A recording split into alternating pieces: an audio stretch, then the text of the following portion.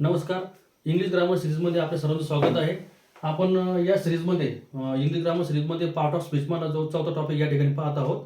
त्या टॉपिकचं नाव आहे verbs. Verbs म्हणजे क्रियापद. व्हर्ब्स म्हणजे क्रियापद. तर क्रियापद म्हणजे काय याविषयी आपल्याला थोडीफार माहिती असेल तर आपण याविषयीची डेफिनेशन पाहू की क्रियापद म्हणजे काय, व्हर्ब्स म्हणजे काय, what is meaning by verbs.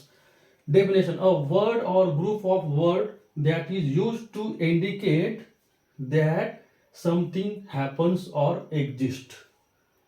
आता बघा या डेफिनेशनमध्ये काय सांगितलेलं आहे की अ word or group of word, शब्द किंवा शब्दाचा समूह इज यूज टू इंडिकेट, हा वापरला जातो कशासाठी, इंडिकेट करायसाठी म्हणजे दाखवण्यासाठी.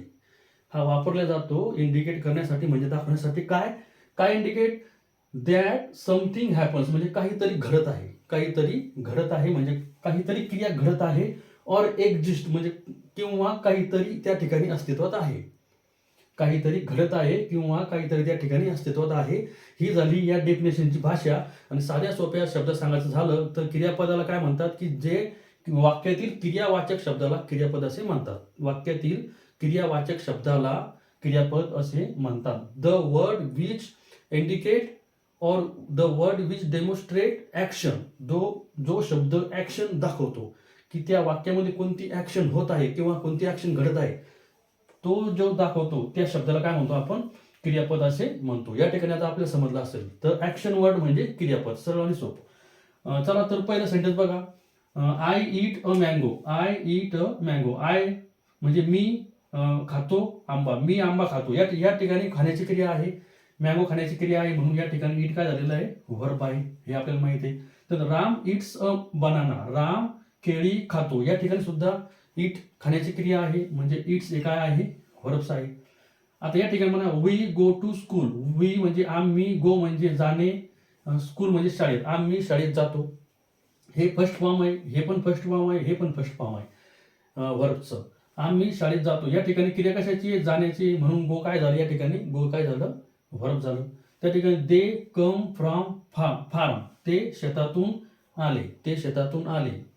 तर येण्याची क्रिया आहे, आले म्हणजे ते क्रिया कोणती आहे, येण्याची, म्हणजे कम काय झालेलं आहे, आपल्या या ठिकाणी वर्ब झालेलं आहे. त्यानंतर हरी लाप्स. हरी लाप्स म्हणजे हरी हसतो. हरी हसतो. तर या ठिकाणी क्रिया कशाची आहे, हसण्याची आहे. तर या ठिकाणी आता हे जे वाक्य आहे थोडं वेगळं आहे. आपण जे 3 प्रकारचे 1 2 3 4 जे सेंटेन्स बघितले त्या सेंटेन्समध्ये बघा, पहिला जो आहे तो सब्जेक्ट व्हर्ब आणि हे जे आहे ते ऑब्जेक्ट आहे. या ठिकाणी subject verb object, subject verb object आहे की नाही. आता या ठिकाणी दे काय झालेलं आहे, सब्जेक्ट, कम काय झालेलं आहे, व्हर्ब, आणि फ्रॉम फार्म काय झालेलं आहे, ऑब्जेक्ट. परंतु हे जर सेंटेन्स आपण बघितलं हरी लाफ्स, तर या ठिकाणी ऑब्जेक्ट आहे का, नाही. हरी हसतो, परंतु कसा हसतो, हळू हसतो किंवा जोराने हसतो, हे या ठिकाणी सांगितलेलं नाही. म्हणून या ठिकाणी ऑब्जेक्ट नाही, म्हणजे या ठिकाणी कर्म नाही. ऑब्जेक्टला काय म्हणतात, कर्म. या ठिकाणी कर्म दिलेलं नाही. म्हणून हे जे क्रियापद आहे, हे क्रियापद आहे अकर्मक क्रियापद. कोणतं क्रियापद, अकर्मक आहे की नाही. त्यानंतर हे बघा, श्याम जम्प्स. श्याम काय करतो, उडी मारतो. उड्या मारतो, परंतु कशा मारतो, हळू मारतो की जोरात मारतो, हे या ठिकाणी ऑब्जेक्ट या ठिकाणी सांगितलेलं नाही. म्हणून हे सुद्धा अकर्मक क्रियापद आहे. आता लक्षात आलं. आणि हे बाकीचे जे आहे हे सगळे सकर्मक आहे, म्हणजे कर्मासोबत आलेले, ऑब्जेक्ट सोबत आलेले, की ज्याला ऑब्जेक्ट जोडलेला आहे. हे बघा, हे व्हर्ब आणि याला ऑब्जेक्ट जोडलेला आहे, व्हर्ब याला ऑब्जेक्ट जोडलेला आहे, परंतु याला ऑब्जेक्ट जोडलेलं नाही. ठीक आहे, कळालं तुम्हाला. त्या ठिकाणी नेक्स्ट पहा, the window is broken. The window is broken. या ठिकाणी बघा, ब्रोकन हे काय आहे, या वाक्यातलं व्हर्ब्स आहे. आता मला सांगा, या वाक्यामध्ये काही ऍक्शनचा उल्लेख केलेला नाही, परंतु मी तर सांगितलं की जो शब्द ऍक्शन सांगतो त्याला आपण काय म्हणतो, व्हर्ब म्हणतो. परंतु या वाक्यात कुठे ऍक्शन आहे का, नाही. परंतु या वाक्यात काय सांगितलेलं आहे, एक्झिस्टन्स. एक्झिस्ट, ती वस्तू कशी आहे किंवा त्या वस्तूचं सध्याचं एक्झिस्टन्स कसं आहे ते सांगितलेलं आहे, म्हणून हे व्हर्ब झालं या ठिकाणी, आहे की नाही. The window is broken. खिडकी आहे पण ती कशी आहे, तुटलेली आहे, म्हणजे ब्रोकन या ठिकाणी व्हर्ब, ब्रोकननं या ठिकाणी व्हर्बचा रोल केलेला आहे. म्हणून ब्रोकन काय झालेलं आहे या ठिकाणी, व्हर्ब. या व्हर्बला म्हणतात इररेग्युलर व्हर्ब. हे रेग्युलर नाही. जे रेग्युलर फॉर्ममध्ये येतात त्यांना रेग्युलर म्हणतात, आणि जे रेग्युलर नसतात, काही अपवाद असतात, त्यांना इररेग्युलर म्हणतात, परंतु ते व्हर्बचं काम करतात. समजलं असेल आपल्याला. The girls were singing. The girls were singing. आता आपल्याला या ठिकाणी सरळ समजतं की या ठिकाणी क्रिया आहे, ऍक्शन आहे, सिंगिंगची ऍक्शन आहे, म्हणून सिंगिंग काय झालेलं आहे, व्हर्ब झालेलं आहे, परंतु या ठिकाणी आयएनजी लागलेला आहे. या या या वाक्यामध्ये जी ऍक्शन आहे ती कंटिन्यू आहे, म्हणून हे जे वाक्य आहे हे पास्ट टेन्स मधलं आहे. वेअर म्हणजे पास्ट टेन्स आणि आयएनजी लागल्यामुळं continuous, past continuous tense, past continuous tense. आता या ठिकाणी हे जे व्हर्ब आहे हे आयएनजी फॉर्म ऑफ व्हर्ब आहे किंवा कंटिन्युअस फॉर्म ऑफ व्हर्ब आहे. बघा, व्हर्बचे 3 प्रकार असतात. पहिला आहे फर्स्ट फॉर्म, म्हणजे प्रेझेंट टेन्स मध्ये जे व्हर्ब असतं त्याला फर्स्ट फॉर्म म्हणतो आपण. त्यानंतर जे सेकंड फॉर्म असतो व्हर्बचा तो पास्ट मध्ये असतो, आणि जो थर्ड फॉर्म असतो हा पीपी मध्ये असतो, पास्ट पार्टिसिपेट, आहे की नाही, पास्ट पार्टिसिपेट. आणि जो फोर्थ फॉर्म असतो व्हर्बचा तो असतो आयएनजी फॉर्म. हे सर्व फॉर्म आपण या नंतरच्या व्हिडिओमध्ये बघू.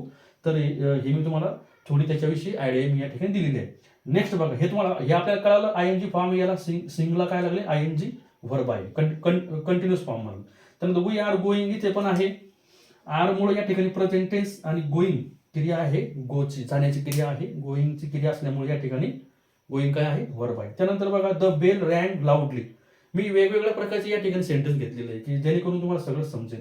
द बेल म्हणजे घंटी. आता हे रँग काय आहे, रिंगचं सेकंड फॉर्म आहे. रिंग म्हणजे वाजवणे आणि रँग म्हणजे वाजली किंवा वाजवली. घंटी, जोरात घंटी वाजली, जोरात घंटी वाजली. लाऊडली म्हणजे जोराने. तर या ठिकाणी रँग हे सेकंड फॉर्म म्हणजे भूतकाळातलं रूप आहे की नाही. पास्ट फॉर्म ऑफ वर्ब किंवा सेकंड फॉर्म ऑफ वर्ब कळाला असेल, परंतु वर्बच आहे. त्यानंतर गो अवे. आता या ठिकाणी बघा, अगोदर वर्ब जे आहे ते मध्ये आले, कुठे शेवटी आले, पण आता इथे बघा वर्ब कुठे आलेलं आहे, गो. क्रिया कशाची आहे, गो, आहे की नाही. कमांड दिलेली आहे, गो अवे, दूर जा. म्हणून या ठिकाणी वर्ब काय आहे, गो, दूर जा. या ठिकाणी काय दिलेली आहे, कमांड किंवा आदेश दिलेला आहे. या ठिकाणी रिंग द बेल, या ठिकाणी सुद्धा आदेश दिलेला आहे. रिंग म्हणजे वाजव, घंटी वाजव. रिंग द बेल म्हणजे घंटी वाजव. सुरुवातीला आले वर्ब, इथं पण वर्ब कुठं आले, सुरुवातीला, इथं पण वर्ब स्टार्टिंगला.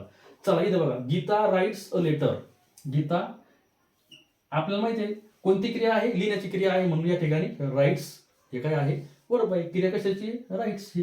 Please listen carefully. प्लीज म्हणजे कृपया, लिसन म्हणजे ऐकणे. क्रिया कशाची आहे, ऐकण्याची आहे. कसं ऐकायचं आहे, केअरफुली. आता या ठिकाणी केअरफुली काय आहे, ऍडजेक्टिव्ह आहे की नाही. आणि हे काय आहे, वर्ब आहे. म्हणजे कृपया, काळजीपूर्वक ऐका. क्रिया कशाची आहे, ऐकण्याची. Don't laugh. या ठिकाणी लाफ म्हणजे हसणे. या ठिकाणी क्रिया हसण्याची आहे. कोणती ऍक्शन आहे, हसण्याची. लाफ आहे, म्हणून या ठिकाणी लाफ हे काय आहे, वर्ब आहे. Sit down. सिट क्रिया या ठिकाणी हे, आता इथं बघा, सिट डाऊन. सिट म्हणजे खाली बसणे. सिट म्हणजे बसणे आणि डाऊन म्हणजे खाली, खाली बसा. सिट डाऊन म्हणजे खाली बसा. या ठिकाणी क्रिया कशाची आहे, बसण्याची, म्हणून सिट काय आहे, वर्ब आहे. Please subscribe my channel. कृपया माझ्या चॅनलला सबस्क्राईब करा. हे जे या ठिकाणी सेंटेन्स आहे, या ठिकाणी सबस्क्राईब हा जो शब्द आहे हा आहे वर्ब. या ठिकाणी सबस्क्राईब करायची तो क्रिया सांगतो की काय करायचं आहे, सबस्क्राईब करायचं आहे. या ठिकाणी look at the picture. Look at the picture म्हणजे चित्र पहा किंवा चित्राकडे पहा. ऍक्शन कोणती आहे, लुक म्हणजे पाहणे. वर्ब कोणतं वर्ब आहे, लुक. Come here. इकडे या. कम म्हणजे येणे, हिअर म्हणजे इकडे. कम हिअर म्हणजे इकडे या. गो देअर म्हणजे तिकडे जा. या ठिकाणी गो म्हणजे जाणे, कम म्हणजे येणे. या ठिकाणी वर्ब लक्षात घ्या. मे आय कम इन सर. मी आत येऊ का सर. हे जे वाक्य आहे या वाक्यामध्ये वर्ब कोणता आहे, कम. क्रिया कशाची आहे, येण्याची आहे.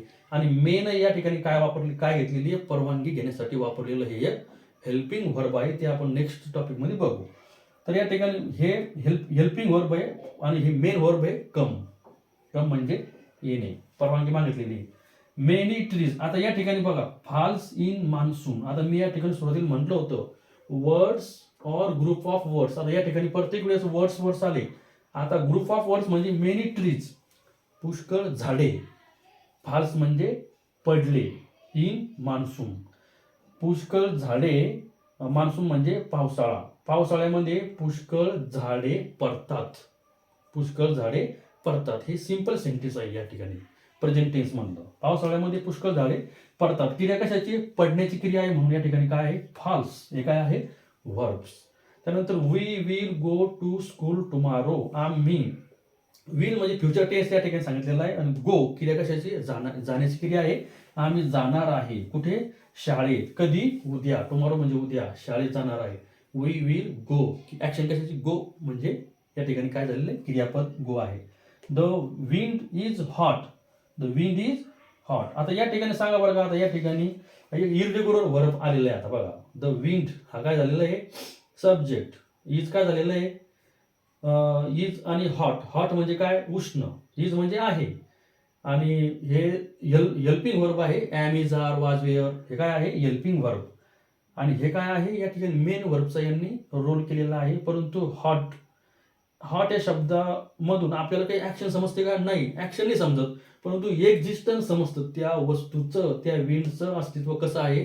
तर ती विंड उष्ण आहे. म्हणून या ठिकाणी हॉट काय आहे? वर्ब आहे. लक्षात आलं? त्यानं they are Indian. They are Indian. आता मला सांगा या ठिकाणी दे आर इंडियन या ठिकाणी सुद्धा एक्झिस्टन्स सांगितलेलं आहे. दे म्हणजे ते आहेत भारतीय. मला या ठिकाणी सांगा ऍक्शन आहे का? नाही, इरेग्युलर वर्ब आहे. इंडियन. इंडियन हे या ठिकाणी वर्ब आहे. वर्बचं काम करतं इंडियन या ठिकाणी.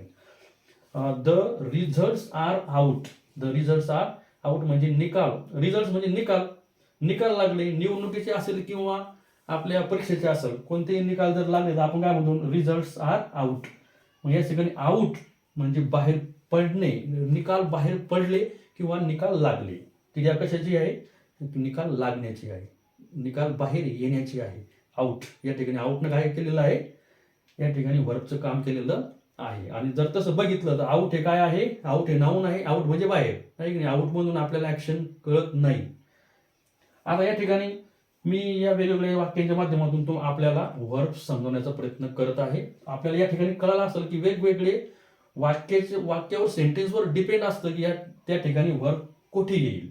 वर्ब हे वाक्याच्या स्टार्टिंगला येऊ शकतं. वर्ब हा सब्जेक्ट असू शकतो, मध्ये येऊ शकतं, किंवा वर्ब हे ऑब्जेक्टची जागा सुद्धा घेऊ शकतं. काही ठिकाणी या ठिकाणी ऑब्जेक्ट नाही, काही ठिकाणी ऑब्जेक्ट आहे, आणि काही ठिकाणी ऑब्जेक्टला पण काही पूरक ऑब्जेक्ट आहेत. त्याला आपण कॉम्प्लिमेंटरी असं म्हणतो. ऑब्जेक्ट पण आहे आणि कॉम्प्लिमेंटरी पण आहे. याचं जे सविस्तर जे वर्णन आहे, स्ट्रक्चर ऑफ सेंटेन्स, हे आपण एखाद्या वेगळ्या टॉपिकमध्ये बघू. परंतु या टॉपिकमध्ये आपल्याला वाक्यरचना सुद्धा समजली. नाऊन कोणते आणि त्यानंतर आपण व्हर्ब्स कोणते आणि हेल्पिंग व्हर्ब्स कोणते हे सुद्धा या ठिकाणी मी सांगण्याचा प्रयत्न केला. आता या ठिकाणी काही मी या ठिकाणी व्हर्ब्स लिहिणे आणि त्याचा अर्थ आपण या ठिकाणी बघू. तर बघा, वेट म्हणजे वाट पाहणे. वेट म्हणजे वाट पाहणे. बाय म्हणजे विकत घेणे. गेस म्हणजे तर्क करणे. लिव्ह म्हणजे राहणे. आपण ज्या ठिकाणी राहतो त्याला आपण आय लिव्ह ॲट पुणे समजा, आय लिव्ह ॲट मुंबई, आपण ज्या ठिकाणी राहत असतो आता आपण तसं त्या वाक्यामध्ये उपयोग करतो. रिमेंबर म्हणजे आठवणे. फॉरगेट म्हणजे विसरणे. ऑकर म्हणजे आढळणे. एखाद्या ठिकाणी एखादा प्राणी आढळत असेल तर त्याला आपण ऑकर हे व्हर्ब्स त्या ठिकाणी वापरतो. रीड म्हणजे वाचणे. माहिती आहे आपल्याला, खूप सोपं आहे. वॉच म्हणजे पाहणे. क्राय म्हणजे रडणे. स्पीक म्हणजे बोलणे. स्मेल म्हणजे वास घेणे. स्प्रेड म्हणजे पसरविणे. सबमिट म्हणजे जमा करणे. आता या ठिकाणी जर तुम्ही त्या मराठीत जर या शब्दात सुरुवात स्टार्टर जर बघितला असतं शेवटी, तर या ठिकाणी ने हे आपल्याला दिसतं. नवर मात्रा ने. हे काय आहे? ज्या वाक्याला मराठीमध्ये तर क्रियापद ओळखणं खूप सोपं आहे. ज्याच्या शेवटी ने आलं, जाणे, येणे, उठणे, बसणे, खाणे, पिणे, रडणे, हसणे, ऐक नाही, आणखी किती प्रकारची क्रियापद सांगता येईल. खूप आहे, आपल्याला माहिती आहे दैनंदिन जीवनामध्ये. ऐक नाही, टोला मारणे, उड्या मारणे, ऐक नाही, बऱ्याच प्रकारचे असते. पण त्याच्या शेवटी काय येतं? ने येतं. ने. ज्याच्या शेवटी ने आलं ते काय समजायचं? क्रियापद. शेवटी ने आलं ते काय समजायचं? क्रियापद. मराठीत क्रियापद ओळखणं खूप सोपं, परंतु इंग्लिशमध्ये व्हर्ब्स ओळखणं थोडं अवघड आहे. कारण की त्याचं ते फॉर्म बदलत राहतं. ते रेग्युलर फॉर्ममध्ये येतं, कधी इरेग्युलर फॉर्ममध्ये येतं. तर कधी सकर्मक, अकर्मक अशा वेगवेगळ्या फॉर्ममध्ये ते व्हर्ब येत असतं.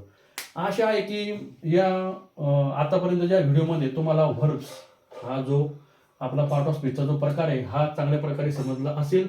यानंतरच्या व्हिडिओमध्ये आपण व्हर्ब्स आणि त्याचे फॉर्म, हे व्हर्ब्स कसं कसं रूप बदलतं, त्याचा first form, second form, third form, ING form, या सर्वाविषयी आणि वेगवेगळे उदाहरणं घेऊन त्याविषयी माहिती बघू. हा व्हिडिओ आपण शेवटपर्यंत बघितला त्याबद्दल आपलं खूप खूप धन्यवाद. व्हिडिओ आवडल्यास व्हिडिओला लाईक करा, चॅनलला सबस्क्राईब करा. गोरगरिबांच्या विद्यार्थ्यांसाठी, ग्रामीण भागातील, खेड्यापाड्यातील मुलांसाठी हा व्हिडिओ नक्की शेअर करा. एवढं बोलून मी थांबतो. जय हिंद, जय भारत.